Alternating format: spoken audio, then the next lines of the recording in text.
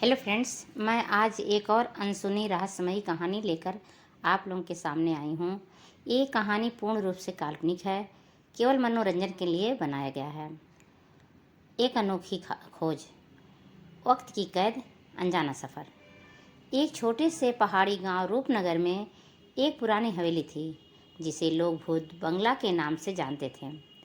उस हवेली के बारे में तरह तरह की कहानियाँ प्रचलित थीं, लेकिन सबसे अजीब कहानी थी एक छिपी हुई घड़ी की, जिसे कहते थे कि वह वक्त को रोक सकती है।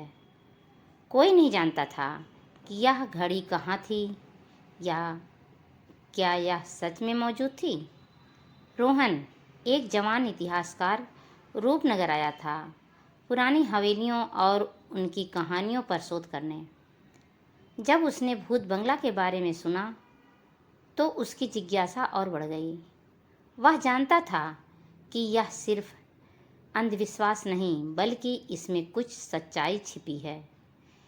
एक दिन हवेली के मालिक की इजाज़त लेकर के रोहन ने अंदर जाने का फैसला किया। हवेली अंदर से टूटी फूटी और धूल भरी थी, लेकिन उसकी हर दीवार और हर कोने में एक अजीब सा राज छिपा हुआ लगता था। कई घंटों की तलाश के बाद रोहन को एक पुराने किताबों की अलमारी के पीछे एक गुप्त दरवाज़ा मिला। दरवाजे के अंदर एक छोटा कमरा था, जहां बीच में एक लकड़ी की मेज पर एक अजीब सी घड़ी रखी थी। वह घड़ी आम घड़ियों जैसी नहीं थी। उसके डायल पर कोई अंक नहीं था, बल्कि अनोखे प्रतीक बने हुए थे। रोहन ने उस घड़ी को छुआ और जैसे ही उसकी उंगलियां उस पर पड़ीं, पूरा कमरा एक नीली रोशनी में, हल्की सी नीली रोशनी में जगमगा उठा। अचानक रोहन को लगा कि वक्त थम सा गया है। हवा में उड़ते धूल के कण अपनी जगह रुक गए थे और बाहर पेड़ों की पत्तियां भी हिलना बंद हो गए थे।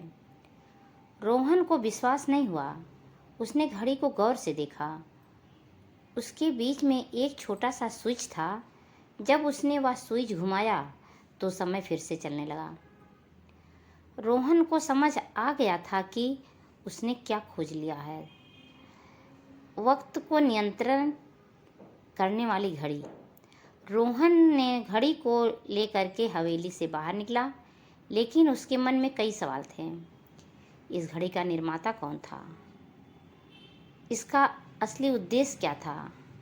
और क्या इसका उपयोग सही तरीके से करना मुमकिन था?